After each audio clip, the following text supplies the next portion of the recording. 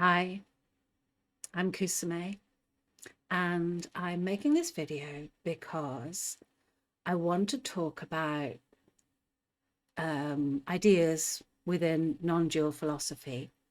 And the other day, I went to a presentation on five-dimensional reality, and it occurred to me that it was a really good way of talking about non-duality, which would possibly make some of the ideas in non-dual philosophy which people find difficult to come to terms with because they don't seem to tie in with our lived experience and our lived reality. Particular concepts I'm going to talk about, first of all, the idea that there's no separation, there's no individuality, there's no difference between you and me, essentially, or me and what is not me. And the other one is the idea that there's nothing that we can do, that there's nobody actually to do anything, and that trying to do things in order to reach a different state of consciousness is actually counterproductive. So here is a representation of two-dimensional and three-dimensional space. And what you see in the picture on the left is a two-dimensional plane, which has two dimensions. It just has width and it has length. It has no height. And that is creating a cross-section of this hoop shape, which the idea is that that is in three-dimensional space, which has width, breadth, and height. And that plane doesn't have to go through the middle of the hoop like that. It could be in any kind of relationship with the hoop, including not touching it at all. But in this case, chosen to put it just straight through the middle because that creates a cross section, which is like the top picture on the right, where you have these two separate circles. At the bottom there's 6 other examples of the kind of cross sections that the plane might make with the hoop. There's an infinite number of different cross sections that it could make. But we're just looking at that top one. Now, if we look at that picture, the top right, then what we have is 2 separate or seemingly separate circles. If we were living in a 2-dimensional world, then we would see those as 2 separate things. And if, let's say, there's a much larger 2D plane and there's hoops all over the place, we would see all these different shapes, all of these different either pairs or singular shapes created by different hoops, and they would all seem to be different and they would all seem to be separate. But if we look at it from 3-dimensional reality, which is what we are commonly used to, we can see that those 2 circles are actually one shape.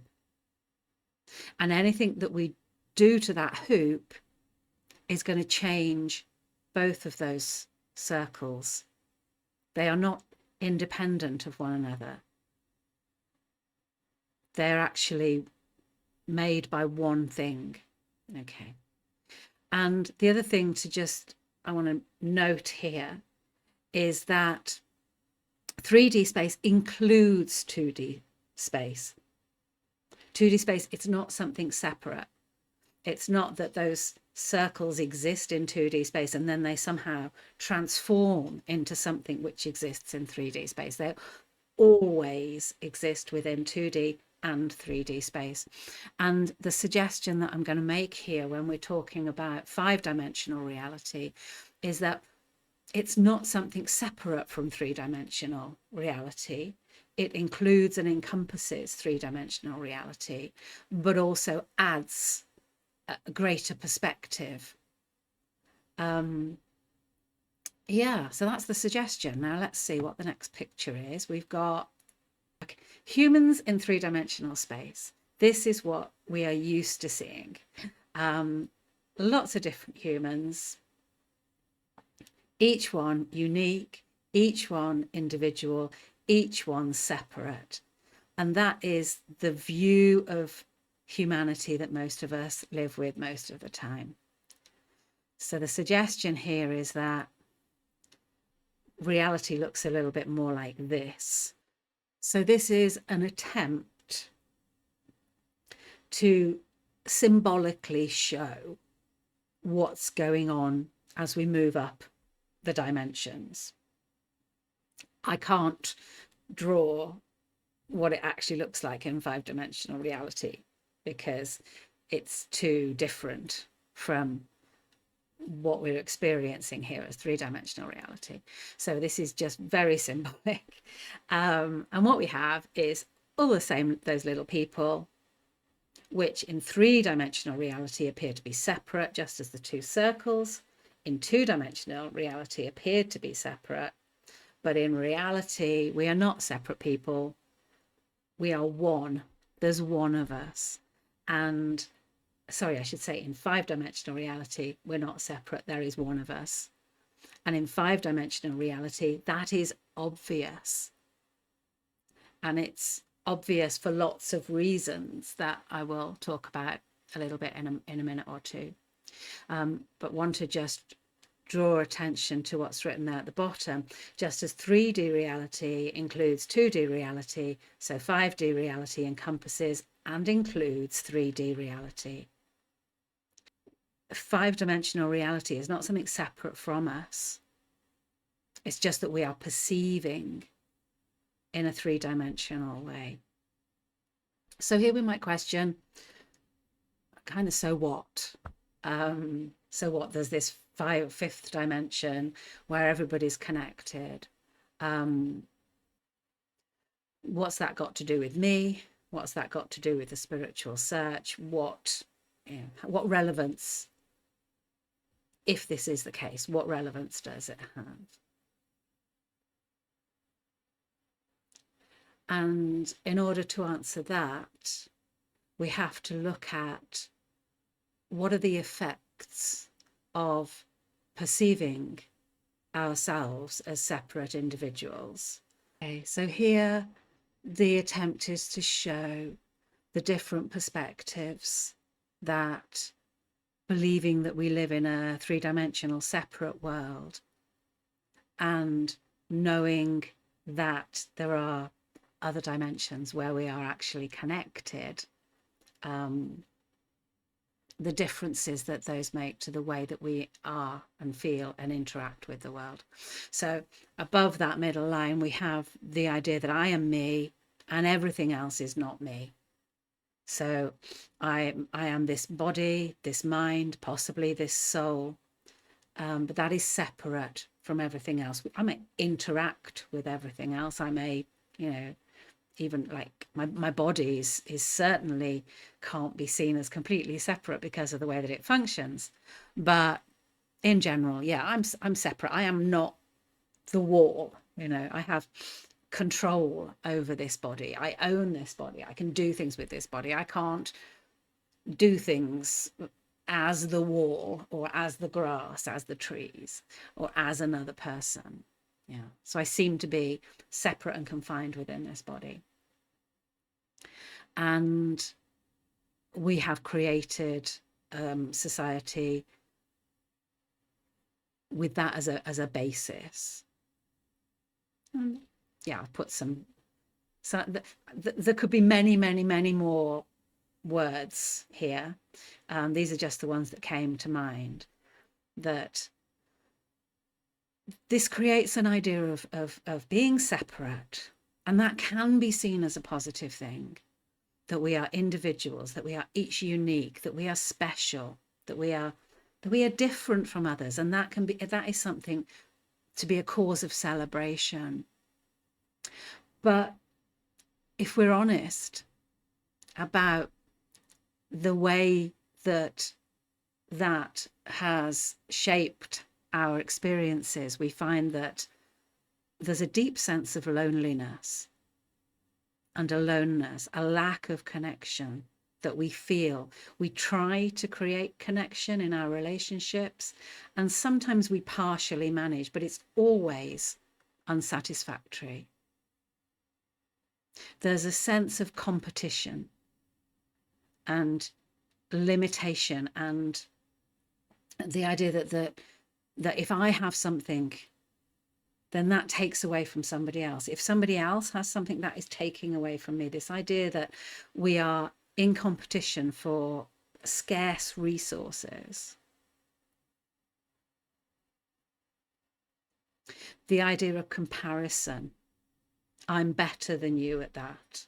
I'm not as good as that person. I'm not as pretty as that person. I'm not as fit as that person. I am more intelligent than these people. I am, less intelligent than those people. And that sense of division is one that creates a discomfort. Our love is conditional. We say, I love you, I hate you. I love you a little bit, I love you a lot. And it's like wherever there are winners, there are losers by definition. We have the idea that we can lie to one another, that we can pretend to be different from what we feel inside, and that other people won't be able to see past that. We believe that we're mortal, that we live, we're born, we live, we die. And this is all kind of seen as normal and acceptable and how it is, and it's fine, and we're great, and it's not a problem. Until our yearning, there's a yearning within us that knows that it doesn't have to be this painful. We don't have to feel like this all the time. And that starts drawing us into a spiritual search. There's lots of other things I haven't mentioned. Judgment, condemnation. The idea that, I'm okay, and you are bad, you are wrong, you've done some terrible things, you aren't okay, or even that I'm not okay, that I'm a terrible person. Everybody else is so much nicer and kinder and happier than I am. And all of this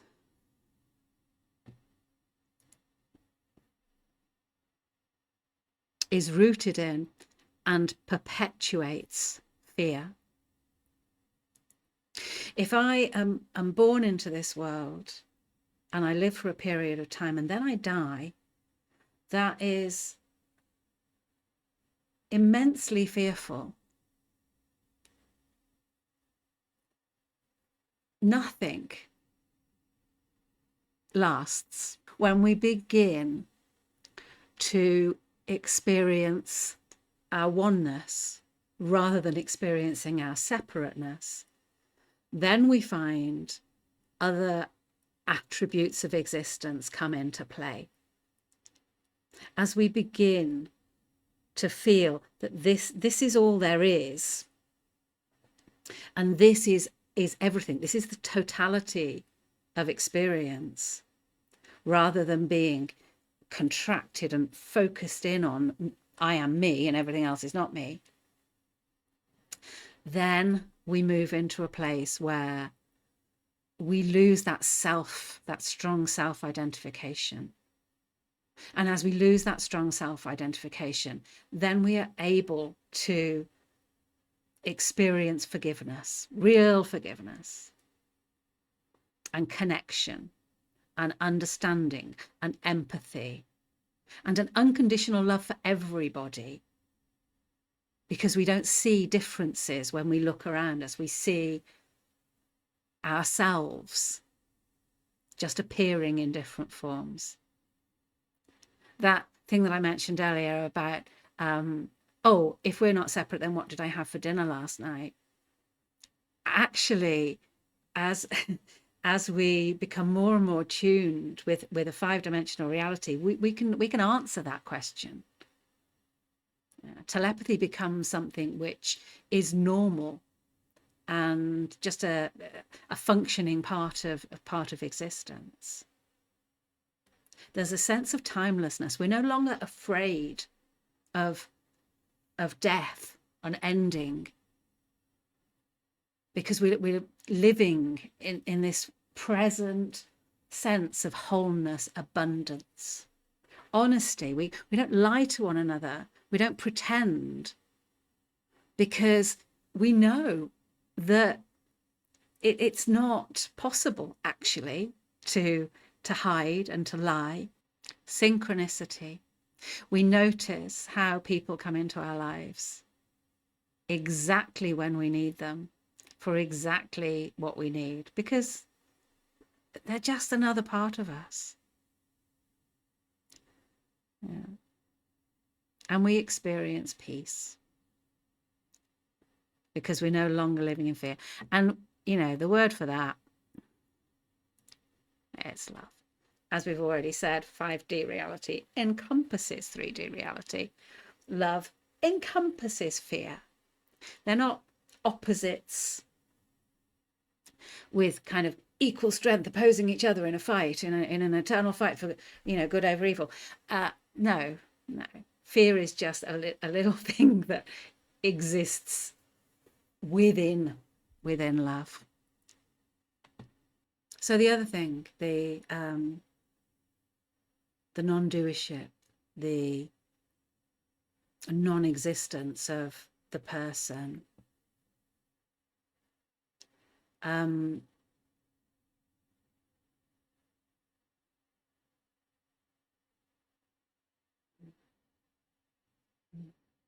all of the ideas of me needing to learn, change, grow, purify, all of those ideas of becoming, the idea that I'm wrong and I need to become something different in order that I can achieve all of those gifts of 5D awareness or 5D reality, will actually keep me attached to a three-dimensional perspective. All of the ideas that I am, you know, on a path, that it's all about me. That's the thing, yeah, that this whole spiritual journey is my spiritual journey. All of that keeps me attached to three-dimensional perspective on reality. And when I let go of that, which isn't another thing that I do, this is just a problem of language. It's just relinquishing that. Again, it's all verbs, and verbs seem to have a subject. But actually it's just stopping. Yeah. That's the practice, if you like, is just one of stopping, of